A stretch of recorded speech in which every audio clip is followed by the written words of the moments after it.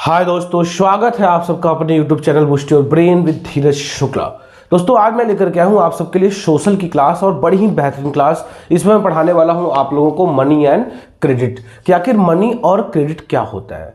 Money and credit दो words में chapter समाप्त होगा। अगर हम पूरी तरह से मनी के बारे में जान जाए कि आखिर मनी क्या होता है, साथ ही साथ क्रेडिट क्या होता है, ये किस तरह से इफेक्ट करता है हमारे इकोनॉमी पर, हमारे सोशल पर, तो हमारा ये चैप्टर लगभग क्या हो जाएगा, समाप्त हो जाएगा। यानी मनी और क्रेडिट दो पार्ट्स में मैं वीडियो आपको पढ़ाऊंगा। ये पूरी क्लासेस में खत्म करूंगा महज दो पार्ट्स में। आज पहली पार्ट में मैं पढ़ाऊंगा आपको मनी के बारे में, सेकेंड पार्ट संभवतः कल मिल जाएगी जिसमें मैं आपको पढ़ाऊंगा क्रेडिट के बारे में कि आखिर क्रेडिट क्या होता है, किस तरह से हमारे बैंकिंग सिस्टम ने क्रेडिट का प्रावधान रखा है, क्या कुछ सब कुछ आपको कल क्रेडिट के बारे में मिल जाएगा। आज फिलहाल इस क्लास में मैं पढ़ाने वाला हूं मनी के बारे में। दोस्तों आइए देखते हैं कि आखिर मनी क्या होता है। मनी के बारे में संभवतः आप सब जानते होंगे कि मनी क्या है, मनी किस तरह से और सबके लिए कितना मनी जरूरी है। आज विदाउट मनी एक छोटा सा बच्चा होता है जो पीजी में पढ़ता होगा, वो भी मनी को अच्छे से जानता है और अच्छी खासी मनी की डिमांड करता है अपने घरों में, अपने पेरेंट्स से या अपने रिलेटिव से। आप सब भी करते होंगे, पॉकेट मनी के रूप में, स्कूल फीस के रूप में, ट्यूशन फीस के रूप में, तमाम तरीकों से आप भी अपनी पेरेंट्स से मनी की डिमांड करते होंगे। तो आखिर ये मनी है क्या, तो ध्यान से देखिएगा दोस्तों। Money is considered as a means of exchange. Money को क्या माना गया है? मीन्स ऑफ एक्सचेंज, आदान प्रदान करने का माध्यम माना गया है। जैसे आप स्कूल में जाते हो, स्कूल में आप क्या प्राप्त करते हो? एजुकेशन। क्या प्राप्त करते हो? एजुकेशन यानी कि शिक्षा। आपको चाहिए स्कूल से शिक्षा, इसके बदले आप वहां देते क्या हो? आप देते हो मनी, आप देते हो school fees in the form of money. School fees आप कैसे पे करते हो? मनी के रूप में, पैसे के रूप में। तो ये मनी क्या हो गया? मनी हो गया आपका मीन्स ऑफ एक्सचेंज। एक्सचेंज यानी आदान प्रदान करने का माध्यम। जैसे आप जाते हो शॉपिंग मॉल वगैरह में सामान खरीदने, वहां पे आपको कुछ पसंद आ जाती है, टी शर्ट, आपको चाहिए टी शर्ट। अगर आप टी शर्ट लेना चाहते हो, यू हैव टू पे द मनी, आपको मनी पे करना होगा। यू हैव टू पे the price of T shirt in the form of money. तो आपको टी शर्ट का प्राइस मनी के रूप में वहां देना होगा। तो मनी क्या हुआ? मीन्स ऑफ एक्सचेंज हुआ दोस्तों। It is used for several transaction. इसका यूज हम तमाम तरह के ट्रांजेक्शन में करते हैं। शॉपिंग मॉल हो गया, एजुकेशन स्कूल हो गया, हॉस्पिटल हो गया, हर एक जगह अगर आप कुछ चाहिए आपको, तो वहां उसके बदले में आपको क्या देना होता है? मनी देना होता है। और मनी देने से क्या हो जाता है? आपका सारा काम जो है बिल्कुल तरीके से संपन्न हो पाता है दोस्तों ये होता है मनी। लेकिन क्या आपके दिमाग में क्वेश्चन आता होगा, क्या मनी शुरू से हमारे बीच में है? क्या हमारे पूर्वज, हमारे पेरेंट्स के पूर्वज क्या वो भी मनी का यूज किया करते थे? दोस्तों मैं आपको बता दूं, पहले मनी नहीं होता था। पहले क्या होता था? बार्टर सिस्टम ऑफ एक्सचेंज, आदान प्रदान करने का एक सिस्टम हुआ करता था जिसका नाम क्या था? Barter system. ध्यान दीजिएगा, बार्टर सिस्टम से क्वेश्चन आ सकता है, एक इंपॉर्टेंट सिस्टम है।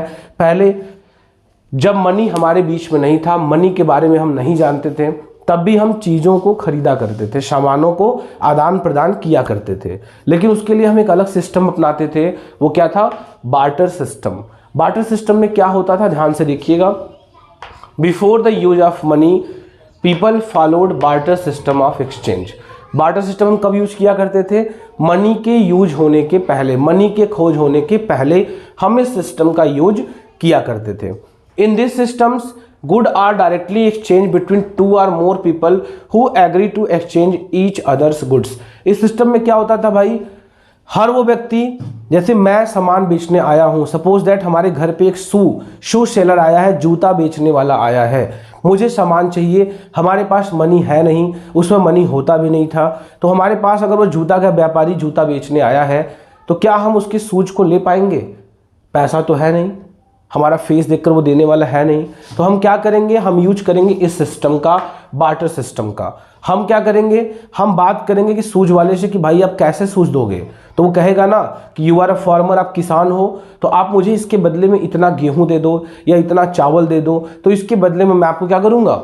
सूज आपको दे दूंगा। तो दोस्तों यही होता है बार्टर सिस्टम। बार्टर सिस्टम में होता क्या है?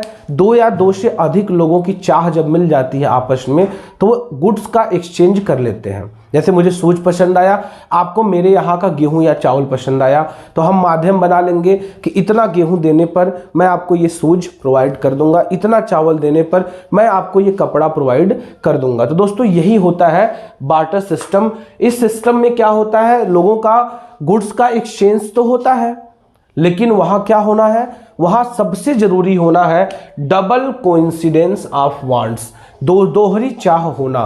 जैसे अगर मुझे सूज चाहिए और आपको अनाज चाहिए, तभी तो सामान का आदान प्रदान हो पाएगा, एक्सचेंजेज ऑफ गुड्स पॉसिबल है। अदरवाइज मुझे सूज चाहिए, आपको पैसा चाहिए, पैसा उन दिनों होता नहीं था, आपको कुछ और चाहिए जो मेरे पास नहीं है, तो कैसे होगा।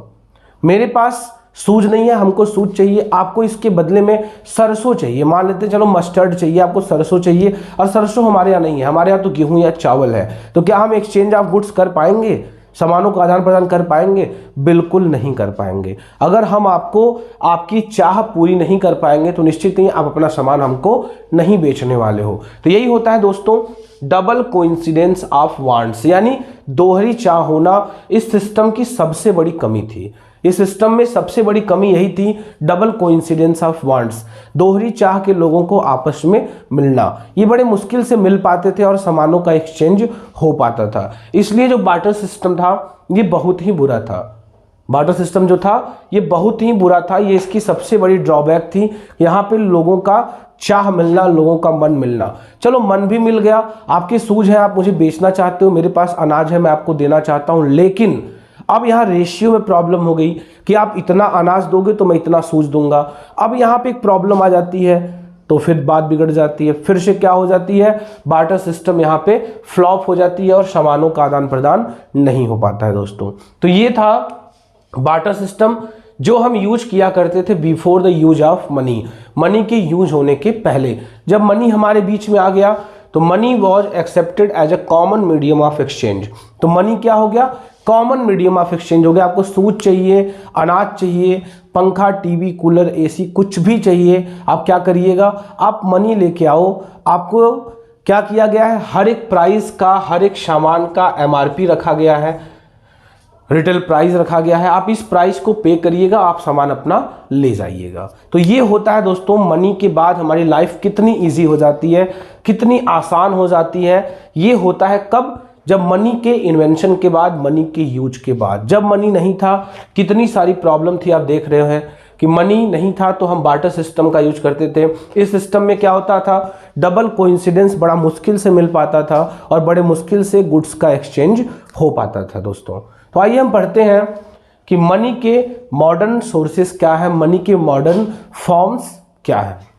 तो फ्रेंड्स आइए देखते हैं मॉडर्न फॉर्म्स ऑफ मनी, आखिर मनी का मॉडर्न फॉर्म्स क्या होता है। दोस्तों modern forms of money include currency. Modern forms of money अगर देखा जाए तो उसमें क्या शामिल है, उसमें शामिल है करेंसी। और करेंसी में क्या होते हैं, पेपर नोट्स और क्वाइन, ये दोनों जो होते हैं ये करेंसी में शामिल होते हैं। और यही जो है हमारे क्या है, मॉडर्न फॉर्म्स ऑफ मनी है।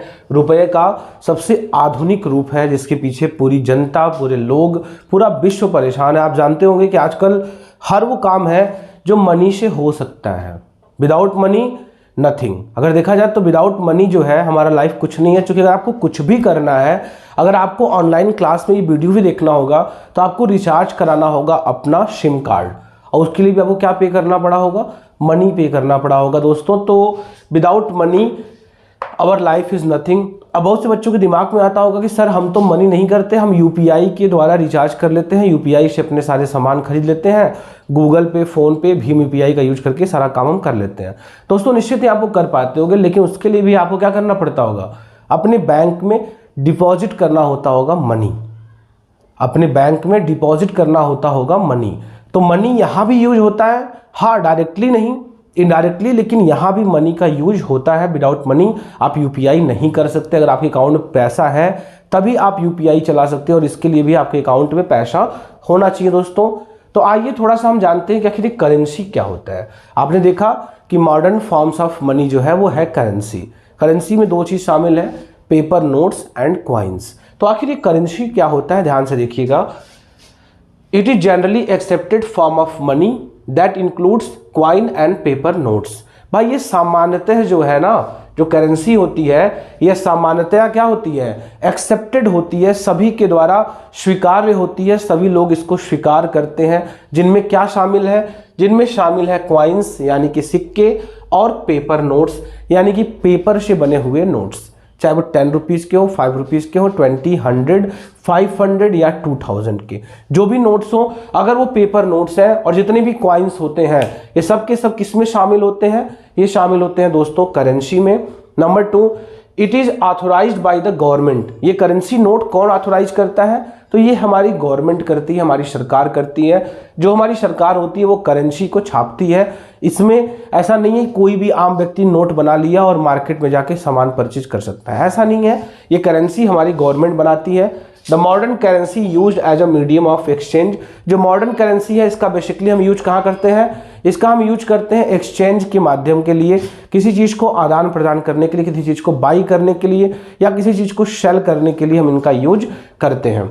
अगर बात करें इन इंडिया, बात करें अगर भारत की, तो आरबीआई एक बैंक है जिसका नाम है reserve bank of India. Bharat का सबसे बड़ा बैंक है RBI, reserve bank of India can issue currency notes of India. ये भारत के करेंसी नोट को इशू करता है। कौन करता है, RBI, reserve bank of India. Reserve bank of India Bharat के बैंकों में सर्वप्रथम है, सबसे बड़ा बैंक है जो भारत के नोट्स को बनाता है, भारत की करेंसी को बनाता है दोस्तों।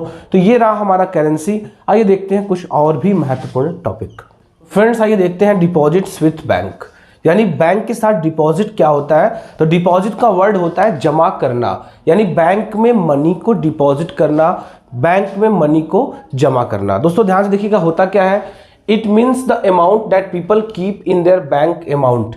डिपॉजिट विद बैंक का मतलब ये होता है कि वो अमाउंट जो लोग क्या करते हैं अपने बैंक अकाउंट में डिपॉजिट कराते हैं, यानी कि जमा कराते हैं। जैसे होता क्या है कि जब हमारे पास ज़रूरत से ज़्यादा पैसा होता है तो हम क्या करते हैं, उन पैसे को बैंक में डिपॉजिट करा देते हैं। बैंक में अपने नाम से एक अकाउंट खोल करके उसमें सारा पैसा डिपॉजिट करते हैं और जब भी हमें ज़रूरत पड़ती है वहाँ से जाके हम उसको विड्रॉ कर लेते हैं। यही होता है हमारा डिपॉजिट विथ बैंक। आइए देखते हैं next topic. People deposited their extra money in banks by opening a bank account in their name. Very good, वही मैंने आपको पहले बता रखा है कि आप क्या कर सकते हैं कि बैंक में जाकर अपने नाम से अकाउंट खोल करके आपके पास का जो भी एक्स्ट्रा मनी है आप बैंक में डिपॉजिट करा सकते हैं। यही होता है deposit with bank. Bank accept the deposit and pay interest on the deposit. अब बैंक क्या करता है, आपकी डिपॉजिट को जमा करता है, आपकी डिपॉजिट को सुरक्षा प्रदान करता है, उसके साथ साथ आपके डिपॉजिट पर आपको जो है ना इंटरेस्ट भी देता है, आपको कुछ ब्याज भी देता है, जिससे कि आपको फायदा होता है। अगर आप पैसा घर पे रखेंगे उससे क्या होगा कि आपका पैसा वो बढ़ने वाला नहीं है। अगर आपने घर पे 1000 रुपीज़ रख दिया, 40-50 साल बाद आप निकालिएगा वो 1000 रुपीज़ ही होगा, वो बढ़ेगा नहीं। लेकिन अगर आप यही पैसा अगर आप बैंक में रखते हैं तो निश्चित ही वो 1000 प्लस होगा, 1000 से कुछ ना कुछ वो ज़्यादा हो चुका होगा। वो डिपेंड करता है किस इंटरेस्ट पे पैसा आपका इंडियन गवर्नमेंट या इंडियन बैंक सिस्टम बढ़ा रही है दोस्तों। तो यही होता है फ़ायदा बैंक में डिपॉजिट करा देने से। अब होता क्या है, people can withdraw the money when they wants. अब बहुत से बच्चों के दिमाग में ये आ जाता है, बहुत से जो बैंक होल्डर है जिनको नॉलेज नहीं है उनके दिमाग में यह आता है कि अपना पैसा बैंक में जमा कर दो और जब हमको पैसा चाहिए तो बैंक अगर ना दे तो बैंक कहे कल आओ, परसों आओ, यहाँ आओ, वहाँ आओ तब। तो मैं बता दूं ऐसा कुछ भी नहीं है। आप बैंक में अपना पैसा डिपॉजिट कर दीजिए, जब भी आप पैसा आपको चाहिए, जब भी आप बैंक में जाएंगे आपको बैंक जो है आपका पैसा प्रोवाइड आपको कर देगा। वहाँ पे कोई भी जरा सा भी डिले, कोई भी जरा सा लेट आपको नहीं करेगा। बाकायदे आपका पैसा आपके इंटरेस्ट के साथ जो भी आपका इंटरेस्ट होगा वो आपको मिल जाएगा विद इन फ्यू मिनट्स, कुछ मिनट के अंदर। यहाँ पे बैंक के पास कोई डिले का प्रोसेस नहीं है कि आप आज एप्लीकेशन डालिए 1 हफ्ता में आपको पैसा मिलेगा, ऐसा कुछ नहीं है। आप जाइए विद इन फ्यू मिनट्स, कुछ मिनट के अंदर अपना पैसा आप विड्रॉ कर सकते हैं, वापस पा सकते हैं दोस्तों। Deposit with bank are called demand deposit. अब जो बैंक में आप डिपॉजिट करते हो ना, इसको हम कहते हैं डिमांड डिपॉजिट, शॉर्ट फॉर्म में डीडी। बहुत लोग इसे डीडी कहते हैं। तो डीडी मतलब कि अगर आप बैंक में कोई पैसा आप डिपॉजिट करा देते हो तो उसे हम कहते हैं डीडी, यानी कि डिमांड ड्राफ्ट, डिमांड डिपॉजिट आप उसे कह सकते हो। दोस्तों आइए देखते हैं इस चैप्टर में मनी एंड क्रेडिट में मनी का कुछ और पार्ट। तो फ्रेंड्स आइए देखते हैं कि क्या होता है चेक फैसिलिटी। आखिर चेक फैसिलिटी क्या होती है? दोस्तों ध्यान से देखिएगा, चेक फैसिलिटी एक ऐसी फैसिलिटी है जो बैंक द्वारा हमको प्रदान की जाती है। चेक फैसिलिटी हमें कौन प्रोवाइड करता है? हमारे बैंक।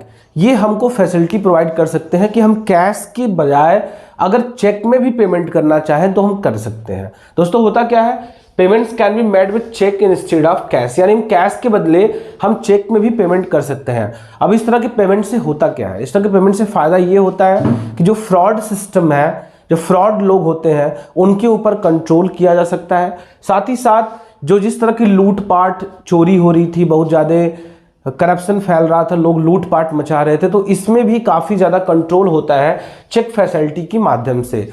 होता क्या है, चेक फैसिलिटी क्या होती है? ध्यान दीजिएगा, इस बैंक द्वारा हमको मिलती है।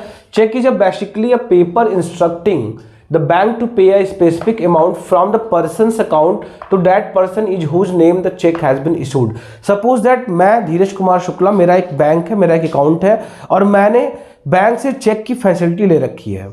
अब अगर हमें किसी को पेमेंट करना है, मैं चाहूँ कि मैं कैश में ना करके मैं उसे ये अपना पेमेंट जो है वो क्या कर दूँ, चेक के द्वारा कर दूं। अगर मैं उसको चेक के द्वारा पेमेंट करूंगा तो एक रिकॉर्ड होगा जो बैंक के पास अवेलेबल रहेगा कि मिस्टर धीरज कुमार शुक्ला ने मिस्टर एक्स को इतना पैसा by the mode of cheque, cheque के माध्यम से पेमेंट किया है। ये एक रिकॉर्ड रहेगा, ये एक प्रूफ रहेगा। अगर मैं वही सारा पैसा उसको कैश में दे दूं तो इस बात का कोई रिकॉर्ड नहीं होता कि मैंने इतने को पैसा मिस्टर एक्स को 40,000 रुपीज़ दिया है, इस बात का कोई रिकॉर्ड नहीं है।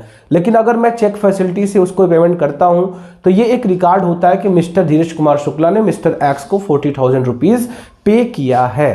तो दोस्तों एक तो सबसे बड़ा प्रूफ हो जाता है चेक फैसिलिटी। साथ ही साथ चेक किस तरह से वर्क करता है मैं बता दूं, ये एक तरह से पेपर इंस्ट्रक्टिंग, पेपर में बनाया हुआ एक मॉडल होता है। इसमें आप क्या करिएगा, आपके अकाउंट नंबर का डिटेल होता है, आपका नाम होता है। अब आप करिएगा क्या, एक परफेक्ट अमाउंट डालिएगा। आप ये चेक किसको पे करना चाहते हैं उनका नाम डालिएगा। अगर आप ये चेक उनको दे देते हो तो वो क्या करेंगे, जब चाहें विद इन कुछ टाइम पीरियड होता है, उस टाइम के पीरियड के अंदर आपके बैंक के अंदर जा करके, आपके बैंक के किसी भी ब्रांच के अंदर जाके वो मनी विड्रॉ कर सकते हैं। अब बैंक जो है, आपने किस बैंक के किस ब्रांच से कितने टाइम को, किस दिन को पेमेंट लिया, ये सारा रिकॉर्ड बैंक के पास होता है, जिससे कि फ्रॉड सिस्टम में काफ़ी ज़्यादा कंट्रोल किया जाता है। दोस्तों ये होता है चेक फैसिलिटी, जो एक बेहतरीन फैसिलिटी है जो कि बैंक के द्वारा बैंक के अकाउंट होल्डर को प्रदान की जाती है। जितने बैंक होल्डर हैं, जिनका अकाउंट है, वो चाहे तो चेक फैसिलिटी ले सकते हैं। दोस्तों ध्यान दीजिएगा, अगला पॉइंट है लोन एक्टिविटीज ऑफ बैंक, कि आखिर बैंक किस तरह से जो है लोन प्रोवाइड करता है। तो दोस्तों ध्यान से देखिएगा कि बैंक के पास अपना खुद का कुछ नहीं होता। बैंक के पास जो कुछ भी होता है वो हमारा होता है, लोगों का होता है। हमने जो बैंक को डिपॉजिट किया है, जो बैंक को पैसा जमा किया है, बैंक उस पर हमें इंटरेस्ट देता है, बैंक हमें उस पर इंटरेस्ट देता है, ये होता है हमारा फायदा। अब बैंक क्या करता है, हमारे ही पैसे को किसी और लोगों को लोन के रूप में दे देता है एज अ हायर इंटरेस्ट, ज़्यादा महंगे रेट पर उसको लोन दे देता है। फिर जब वो व्यक्ति लोन पे करता है तो उस पैसे से वो हमें क्या कर देता है, मामूली सा इंटरेस्ट वो हमारे ऊपर भी दे देता है। लेकिन अगर देखा जाए तो जो बैंक में पैसा डिपॉजिट करते हैं उनके लिए भी अच्छी बात है। घर पे रखने से तो कुछ नहीं मिलने वाला, बैंक में रखने से पहले तो आपके पैसे की सिक्योरिटी है, आपका पैसा कहीं खोने वाला नहीं है, लॉस होने वाला नहीं है। दूसरी बात, आपके पैसे पर बैंक जो है थोड़ा बहुत इंटरेस्ट भी आपको देता है। साथ ही साथ इसी पैसे से किसी और व्यक्ति की मदद हो जाती है जिसको लोन वगैरह की आवश्यकता होती है, बैंक उसको लोन दे देता है और उसके लोन प्लस मिलने वाले इंटरेस्ट से आपका पैसा दे देता है। साथ ही साथ बैंक का सारा खर्चा जो है उसी पैसे में डिपेंड होता है। जो बैंक के एम्प्लॉय की सैलरी होती है, बैंक का इंफ्रास्ट्रक्चर होता है, बैंक द्वारा हर एक फैसिलिटीज़ उन्हीं पे डिपेंड करती है। तो कहीं ना कहीं बहुत सारे जॉब भी क्रिएट होते हैं दोस्तों। तो ये होता है लोन एक्टिविटीज ऑफ बैंक। आइए ध्यान से समझते हैं। Bank accept the deposit of people, सही बात है भाई, बैंक जो है लोगों की डिपॉजिट को एक्सेप्ट करता है। जैसे मैं जाऊं बैंक में पैसा करने, बैंक बोलेगा मोस्ट वेलकम, आइए जमा करते हैं, आप पैसा जमा करो। बैंक का दरवाजा हमेशा खुला होता है, किसके लिए, अगर आप बैंक में डिपॉजिट कराना चाहते हो, पैसा जमा कराना चाहते हो तो। In this way they collect large amount of deposit. इस तरह से वो क्या होता है, बैंक के पास बहुत ढेर सारा पैसा आ जाता है, क्योंकि बहुत ढेर सारों के अकाउंट होते हैं और इन लोगों के छोटी छोटी सेविंग से बैंक के पास क्या हो जाता है, बड़ा अमाउंट ऑफ डिपॉजिट आ जाता है, बहुत सारा पैसा बैंक के पास आ जाता है। अब होता क्या है, बैंक क्या करती है, they keep small portion of deposit in India 15% in cash. Bank जो है भारत में लगभग 15% पैसा जो है बैंक के पास रख लेती है, 15% पैसा रख लेती है। 85% पैसा जो होती है वो क्या करती है, लोन के रूप में दूसरों को दे देती है। अब ये 15% पैसा क्यों रखती है, इसका रीजन आप जानिए। जैसे कि मैंने आज पैसा जमा किया, कल मुझे पैसे की आवश्यकता है, मैं बैंक के पास जाऊंगा तो बैंक क्या करेगा, इन्हीं बचे हुए पैसे में से हमें पेमेंट कर देगा और हमारा पेमेंट हमको मिल जाएगा। तो हमें बैंक से कोई शिकायत भी नहीं होगी, बैंक के द्वारा हमारे पेमेंट में कोई डिले भी नहीं होगा। और बचे हुए 85% से वो क्या करेगी, अर्निंग करेगी, कमाई करेगी, देश के जीडीपी को बढ़ाएगी और लोगों की मदद करेगी, जॉब क्रिएट करेगी, बहुत सारे काम करेगी। Rest of the deposit are given loan by the bank. बचा हुआ पैसा जो है बैंक क्या कर देता है, लोन के रूप में दे देता है। When bank give loan they charge higher rate of interest. जब बैंक लोन देती है तो बहुत ज़्यादा इंटरेस्ट चार्ज करती है, बहुत ज़्यादा रेट ऑफ इंटरेस्ट क्रिएट करती है, जिससे कि बैंक को बहुत ज़्यादा फायदा होता है। This become the income of bank. यही जो हाई इंटरेस्ट है ना, हायर रेट ऑफ इंटरेस्ट होता है, यही बैंक की बहुत बड़ी क्या होती है, इनकम होती है, कमाई का जरिया होती है। दोस्तों आई होप आपको समझ में आ रहा होगा कि बैंक किस तरह से लोन एक्टिविटी को डील करती है। आप ही के पैसे को 85% जो होती है वो लोगों को लोन दे देती है और 15% पर अपना बैंक कंटिन्यू चलाती रहती है, लोगों की नीड्स को, लोगों के विड्रॉल को पूरा करती रहती है। और बचे हुए 85% पे हायर रेट ऑफ इंटरेस्ट पे बहुत बड़ा पैसा कमाती है, जिससे कि वो लोगों को काफ़ी ज़्यादा मदद करती है, जॉब अपॉर्चुनिटी बढ़ती है, साथ ही साथ देश का जीडीपी बढ़ता है और बैंक के पास एक बहुत बड़ा इनकम भी आ जाता है, जिससे बैंक का बहुत ज़्यादा फायदा भी हो जाता है दोस्तों। और अगर किसी भी देश के बैंक मजबूत होते हैं तो निश्चित ही उस बैंक की, उस देश की जीडीपी, उस देश का इकोनॉमी भी काफ़ी ज़्यादा मजबूत होता है। दोस्तों आइए देखते हैं, आइए समझते हैं कुछ और पॉइंट्स, जिससे क्लियर होता है कि आखिर बैंक किस तरह से इस लोन एक्टिविटीज़ को डील करती। तो फ्रेंड्स, जैसा कि आपने अभी तक क्या जाना, हमने अभी तक ये जाना कि बैंक में दो तरह के लोग जाते हैं, एक कौन जो डिपॉजिट करते हैं और एक कौन जो विड्रॉ करने जाते हैं। यानी एक जो अपने ज़्यादा पैसे को बैंक पे रखने जाते हैं, तो दूसरा वही जिनको ज़रूरत होती है पैसे की, वो जाकर बैंक से लोनिंग करते हैं, बैंक से बारो करते हैं, बैंक से उधार लेते हैं। तो दोस्तों बैंक क्या करता है, bank act as a mediator. अगर देखा जाए तो बैंक क्या होता है, एक मीडिएटर की भूमिका में होता है। ये क्या करता है, उन लोगों के फंड्स जो डिपॉजिटर होते हैं उनके फंड्स को क्या कर देता है, उन लोगों को प्रोवाइड कर देता है जो कि बारो यानी कि उधार मांगने जाते हैं। बैंक क्या करता है दोस्तों, जैसे सपोज दैट राम के पास ज़्यादा पैसा है, राम ने अपना क्या किया, ज़्यादा से ज़्यादा पैसा बैंक में डिपॉजिट कर दिया, जिससे कि उससे उसको क्या मिले, इंटरेस्ट मिले। अब बैंक वाले ने क्या किया, राम का पैसा श्याम को क्या कर दिया, एज अ लोन के रूप में दे दिया। अब श्याम क्या करेगा, श्याम कुछ समय तक अपने बिजनेस वगैरह में, अपने सारे काम में ये पैसा खर्च करेगा और जब उसकी अर्निंग होगी तो क्या करेगा, वो ये पैसा बैंक को लोन के रूप में, बैंक को लोन प्लस इंटरेस्ट के रूप में बैंक को जमा करेगा। अब बैंक क्या करेगी, वो पैसे को आपको वापस कर देगी और इसमें उसको बहुत सारा पैसा की कमाई होगी, जिसे बैंक करेगा अपना फायदा। दोस्तों आइए इस ग्राफ से समझते हैं बैंक क्या करती है, play a role as a mediator between the depositors and the borrowers. यानी पैसा को जमा करने वाले और पैसे को बारो यानी उधार करने वाले के बीच में बैंक क्या करता है, as a role of mediator का रोल प्ले करता है। सबसे पहले बैंक में होते हैं डिपॉजिटर, बैंक शुरू यहीं से होता है। अगर बैंक में डिपॉजिटर को हटा दो तो बैंक खत्म हो जाती है।